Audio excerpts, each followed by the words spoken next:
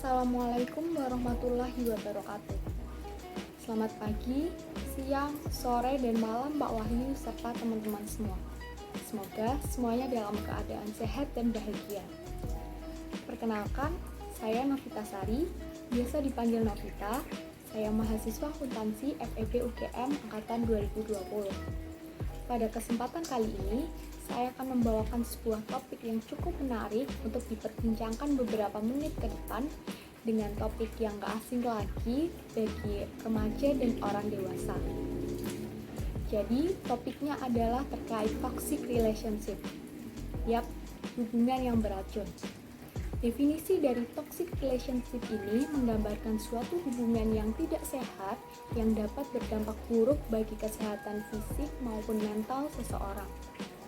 Nah, toxic relationship ini nggak hanya terjadi pada sepasang kekasih saja, bisa jadi terjadi pada lingkup pertemanan, organisasi, bahkan keluarga. Toxic relationship ini timbul akibat adanya ketimpangan kepribadian pasangan. Contohnya, orang yang berwatak keras berhadapan dengan orang yang suka mengalah. Akibatnya, orang yang suka mengalah ini akan lebih sering ditindas dan mungkin bisa dicaci maki oleh orang yang berwatak keras ini. Nah, terkadang orang yang sering didominasi ini, mereka nggak sadar mereka sedang berada pada toxic relationship. Lalu bagaimana sih hubungan itu dapat dikatakan sebagai toxic relationship? Oleh karena itu, mari kita bahas mengenai ciri-ciri dari toxic relationship itu. Yang pertama, terlalu dikontrol oleh pasangan. Maksudnya, terdapat satu pihak yang mendominasi pihak lainnya. Jadi, apapun yang dilakukan oleh pihak tersebut harus berdasarkan perintah atau persetujuan dari pihak lain, meskipun hal itu berbeda pendapat darinya. Selain itu, orang toksik juga bisa memberikan treatment silent kepada pasangannya. Silent treatment itu sendiri artinya orang toksik itu memilih untuk diam atau mengabaikan pasangannya ketika mereka sedang berkonflik. Yang kedua, tidak mendapat hubungan. Jadi, ketika salah satu pihak mencapai prestasinya, maka akan dianggap oleh pihak lain sebagai bahan kompetisi dan bahan komparasi. Dalam hubungan yang sehat, masing-masing pihak akan saling mendukung satu sama lain, apapun kegiatannya dan apapun prestasi yang dicapai oleh temannya. Sedangkan dalam hubungan yang toksik, alih-alih mendapat dukungan, malah mendapat perkataan kasar, bahkan cacian, sehingga tidak dapat membangun dan dapat menghambat kesuksesan. Kemudian, tidak bisa menjadi diri sendiri. Akibat sering dikontrol, pihak lemah tidak bisa menjadi diri sendiri. Ia akan selalu bersikap sesuai dengan kemauan pihak dominan. Ia juga kurang bisa menyampaikan pendapatnya karena ia takut jika pendapatnya salah atau tidak sesuai dengan temannya. Kemudian, selalu dicurigai dan dikekang. Orang toksik pasti memiliki rasa cemburu yang berlebihan dan terlalu posesif.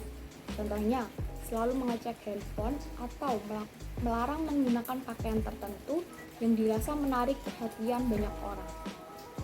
Dan yang terakhir, kekerasan fisik. Jika dalam suatu hubungan sudah terdapat kekerasan fisik, maka segeralah untuk putus hubungan dengan orang tersebut. Karena apapun konfliknya pasti dapat dibicarakan dengan baik-baik. Kekerasan fisik bukanlah suatu solusi untuk menyelesaikan suatu masalah. Lalu, kenapa sih orang yang berada pada toxic relationship itu mampu bertahan walaupun ia sudah dicaci maki bahkan ditindas oleh orang tersebut? Kebanyakan alasannya adalah mereka terlalu sayang hingga takut kehilangan. Lalu, jika sudah merasa mengalami toxic relationship, apa sih yang harus dilakukan? Yang pertama, mulai mengidentifikasi masalah dan latar belakang dari masalah tersebut. Kita harus mencari tahu pemicu dari masalah itu. Kemudian, bersikap asertif.